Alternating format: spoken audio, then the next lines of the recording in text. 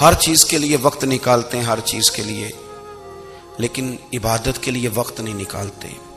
ہر شے آباد ہے، ہر شے، ہماری فیس بک بھی آباد ہے، واٹس ایپ بھی آباد ہے، ہمارے ٹویٹر بھی آباد ہیں، ہماری ہر چیز آباد ہے۔ سب سے کم آباد ہمارا مصلی رہ گیا ہے، سب سے کم۔ وہ لوگ اب ڈھونڈنے سے ملتے ہیں جن کی بغل میں مصلی ہوتا تھا۔ میرے بھائی، آپ کتنا کو دنیا کے پیچھے بھاگو گے تھکا دے گی، کتنا دولت کے پیچھے بھاگو گے تھکا دے گی۔ آپ جب اپنی زندگی میں جمع تفریق کرو گے نا تو مرتے وقت احساس ہوگا کہ سارا کچھ تو لوگوں کے لیے کیا، اپنے لیے تو کر ہی کچھ نہیں سکے۔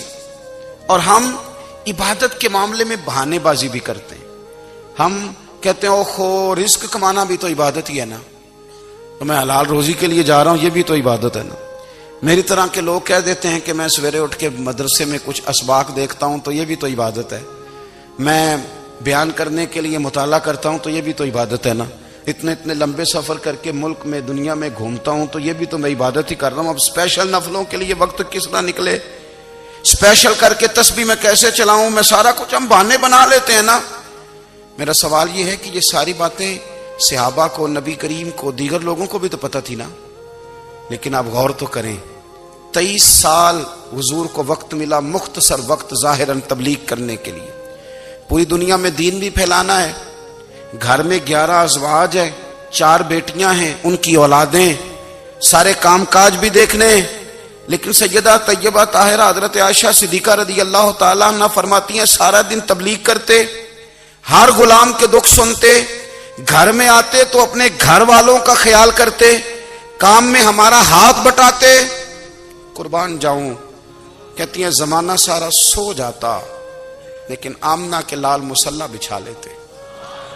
دنیا سو گئی، ساری سب سو گئے، جو خدام تھے، وہ جو غلام تھے، وہ سو گئے۔ صحیح مسلم نے لفظ ملیں گے، سیدہ پاک فرماتی ہیں او میرے نبی کے غلاموں، میں نے یہ رنگ بھی دیکھا ہے کہ حضور نے اتنا کھڑے رہے، اتنا قیام کیا، اتنا قیام کیا کہ مقدس پیروں میں ورم آ گئے، سوج گئے پیر، اتنے بڑے۔ دل پہ ہاتھ رکھ کے نہیں بتا سکتا کہ میرے کبھی نماز میں پیر سوج گئے، کوئی نہیں بتا سکتا۔ بچوں کی روٹی کماتے تھک گئے بات الگ ہے، ہم سیر کرنے گئے تو تھک گئے بات الگ ہے، لیکن عبادت میں یہ بھی تو مسلم شریف ہے نا، یہ بھی تو دین ہے نا، یہ بھی تو حضور کی سنت ہے، یہ بھی تو وہ چیز ہے جو کریم کی آنکھوں کی ٹھنڈک ہے۔ سیدہ فرماتی ہیں پیروں میں ورم آ گئے، اور ساری رات ہی حضور نے نماز پڑھی اور ایک ہی آیت بار بار دہرائی۔ مسجد نبوی میں بلال حبشی نے فجر کی اذان دے دی اور حضور ابھی مصلی پہ تھے، کریم فارغ ہوئے۔ میں نے عرض کی یا رسول اللہ صلی اللہ علیہ وسلم، آپ کے تو صدقے اللہ اگلے پچھلوں کے گناہ معاف کرے گا، تو آپ اتنی آہوزاری کیوں فرماتے ہیں؟ آپ تو شفیع ہیں، آپ تو انبیاء کے امام ہیں۔ تو حضور نے فرمایا عائشہ تم نے گنوایا ہے نا میرے اللہ کی مجھ پر کتنی رحمت ہے، افلا اکون عبدا شکورا، فرمایا اگر اس نے اتنی نعمتیں دی ہیں تو کیا میں اس کا شکر گزار بندہ نہ بنوں، میں شکر گزار بندہ نہ بنوں اس کا؟ پھر اگر اتنی نعمتیں اس نے دی ہیں، مجھے اتنا نوازا ہے، تو پھر میں اس کے سامنے سجدے نہ کروں؟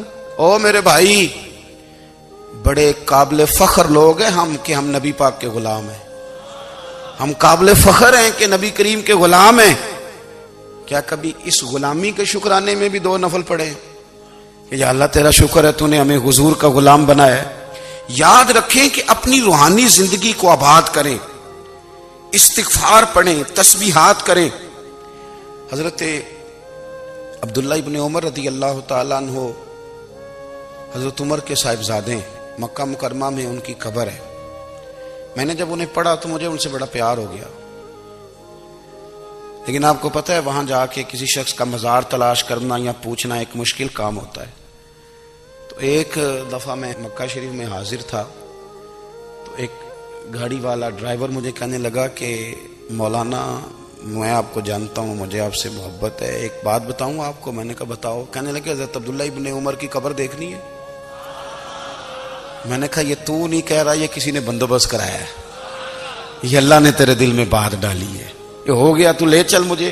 حضرت عبداللہ ابن عمر کو نبی پاک نے فرمایا تھا راجل صالح، یہ نیک بندہ ہے، یہ متقی آدمی۔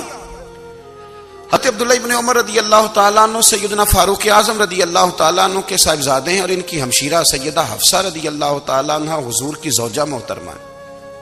ایک دن اپنی ہمشیرہ سے کہنے لگے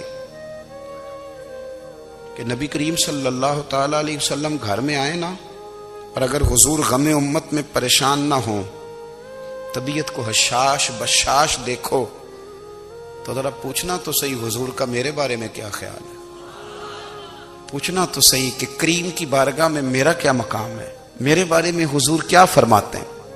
اب بہن کو کام بتائے، اور بتائے بھی بھائی، اور پھر بہن وہ کام نہ کرے، یہ تاریخ میں ہوتا نہیں۔ حضرت عمر فاروق رضی اللہ تعالیٰ عنہ کی صاحبزادی ام المومنین رضی اللہ تعالیٰ عنہ فرماتی ہیں کہ میں تو بس منتظر تھی، انہوں نے تو کہا تھا نا کہ اگر تم حشاش بشاش دیکھو تو بات کرنا، لیکن حضور تشریف لائے، میری باری تھی، میرے گھر تشریف لائے، کھانا پیش کیا تو فوراً میں نے عرض کی حضور ایک بات پوچھنی تھی، تو حضور نے فرمایا پوچھئے۔ میں نے عرض کی حضور میرے بھائی عبداللہ ابن عمر کے بارے میں آپ کا کیا خیال ہے؟ نوجوانوں میری بات پہ غور کرنا، میرے بھائی کے بارے میں آپ کا کیا خیال ہے؟ تو نبی کریم صلی اللہ تعالی علیہ وآلہ وسلم نے میری طرف دیکھا، اور پھر حضور زیر لب تھوڑا مسکرائے، اور بریلی کے امام کہتے ہیں کہ حضور مسکرا دیتے تھے نا تو جو بڑا دکھی ہوتا تھا وہ بھی ہنس پڑتا تھا۔